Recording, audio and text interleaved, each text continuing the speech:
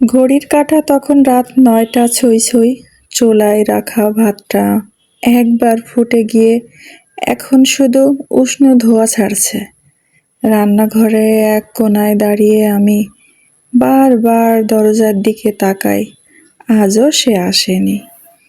প্রতিদিনের মতো আজও রান্না করেছি তার প্রিয় মাছের ঝোল। সে বলেছিল, তোমার হাতের রান্না খেলে মনে হয় আমি বাড়ি ফিরে এসেছি। কিন্তু আজ অনেক দিন সে বাড়ি ফিরে আসে না, ফোনও করে না, কখনো বলে না ভালোবাসি তোমাকে। আমার ছেলেটা জিজ্ঞেস করলো, মা, বাবা কখন আসবে?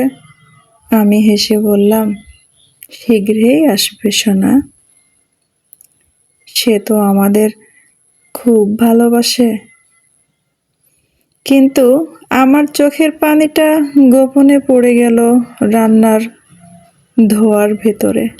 প্রতিদিনের মতো আমি 3টা প্লেট সাজাই, একটা আমার ছেলের জন্য, আর একটা সেই মানুষটার জন্য যে শুধু এই সংসারের টেবিলে খাবার রাখে কিন্তু ভালোবাসা রেখে যায় না। বিয়ের প্রথম দিকে সে বলতো, তুমি রান্না করলে আমি 2বার খেতে পারি, শুধু তোমার জন্য। আর এখন ঘরে ঢুকে ফোনে কথা বলে, হেসে উঠে অন্য কারো জন্য। আর আমি চুপচাপ একটা রান্নাঘর হয়ে গেছি, যেখানে রান্না হয় কিন্তু ভালোবাসা নেই। আমি কাঁদিনি, আমি কেবল প্রতিদিন ভাতের হাঁড়ির ঢাকনাটা খুলে রেখে দেই। ভাবি, সে আসবে, আমার পাশে বসবে, পাশে বসে আমার মাথায় হাত রেখে বলবে, আজ অনেক কষ্ট করেছো, তোমার পাশে একটু বসি। কিন্তু না, ভাত ঠান্ডা হয়ে যায়, ঝোল জমে যায়, আর আমি একটা অপেক্ষায় হয়ে যাই।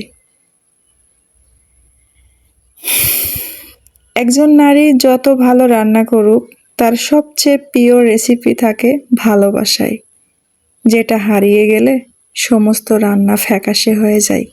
এই গল্পটাও নেওয়া একটা বাস্তব জীবন থেকে। আসলে আমরা মেয়েরা, আমরা নারীরা, আমাদের জীবনটা অদ্ভুত। রান্নাঘরেই কেটে যায়, রান্না করতে করতে সবার জন্য। আর আমাদের মনের খবর কেউ রাখে না।